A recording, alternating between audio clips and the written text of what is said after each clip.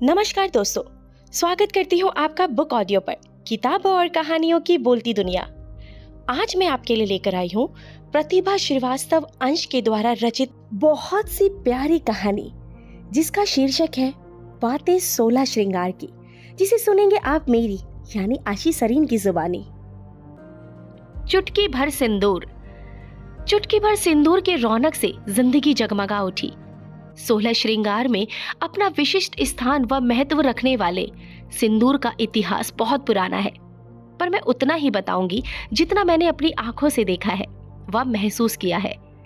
चुटकी भर सिंदूर डल जाने मात्र से जीवन पूरी तरह से बदल जाता है।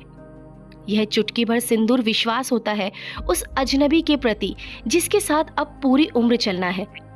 मांग में सिंदूर पड़ने से अधिकार के साथ एक लगाव भी अपने आप कुछ क्षण में ही प्राप्त हो जाता है। तभी तो सिंदूर डलने के तुरंत बाद से ही हम स्त्रियां आंख बंद कर अपने साथी पर विश्वास करने लगती हैं, और यही विश्वास प्रेम में तब्दील हो जाता है। प्रेम भी ऐसा जो जन्मों जन्मांतर तक कायम रहता है। हमारे यहाँ विवाह उपरांत सिंदूर लगाना अनिवार्य होता है। नहाने के बाद आप बिना सिंदूर लगाए किसी वस्तु को छू भी नहीं सकती। खाना तो दूर की बात है, आप बाल में जितनी बार कंघी लगाएंगी सिंदूर भी उतनी बार लगाना होता है। सिंदूर से ध्यान आया, सिंदूर रखने का एक सिंघोरा भी होता है। घर में जितनी विवाहित स्त्री होती है उन सबका अपना एक सिंघोरा होता है, जिसे विवाह पूर्व दुल्हन का जेठ खरीदता है, और उसमें सिंदूर के साथ कुछ जड़ी बूटी भी डाला जाता है। सिंघोरा भी 2 प्रकार का होता है, एक लंबा और दूसरा गोलाकार।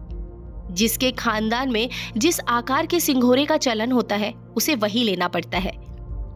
इस सिंघोरा व सिंदूर का कोई मोल भाव नहीं होता।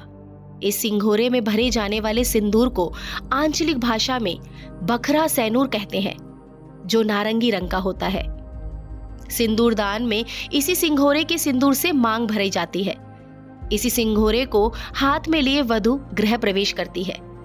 तीज त्योहार व छठ पूजा पर स्त्रियां जोरुआ मांग भरती है, अर्थात नाक से लेकर मांग तक बखरा सिंदूर लगाती है। हम पूर्विया लोग इस सिंघोरे को बहुत जतन से रखती हैं। अगर कहा जाए कि इसमें हमारी जान बसती है तो गलत नहीं होगा। साथ ही से जब जीवन का नाता टूट जाता है और पति ने दूसरी शादी की, तो भी होने वाली नववधू के मांग में पहली पत्नी के सिंघोरे का ही सिंदूर भरा जाता है। और वधू भी जब कभी भी उस सिंघोरे का सिंदूर लगाती तो पहले वो थोड़ा सिंदूर अपनी सौत के नाम का निकाल कर ही लगाती।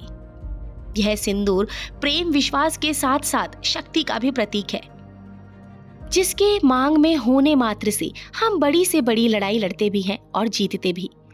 वही ये लाल सिंदूर समय समय पर एक लक्ष्मण रेखा भी खींच देता है, जिसके कारण हमें अपनी मर्यादा व गरिमा का स्मरण हो जाता। मांग में सजा सिंदूर पति को उसका धर्म व कर्तव्य का पाठ भी बखूबी पढ़ाता है। समय के साथ सिंदूर का आकार प्रकार के साथ लगाने का ढंग भी बदल गया। आज लिपस्टिक नुमा सिंदूर बाजार में बिक रहा है, जिसे हम मांग में नाम मात्र का लगाकर उसे जीवन दान दे रहे हैं। तो वही दूसरी तरफ माँ दुर्गा की विदाई पर सिंदूर खेला कर सिंदूर से सराबोर उठते हैं।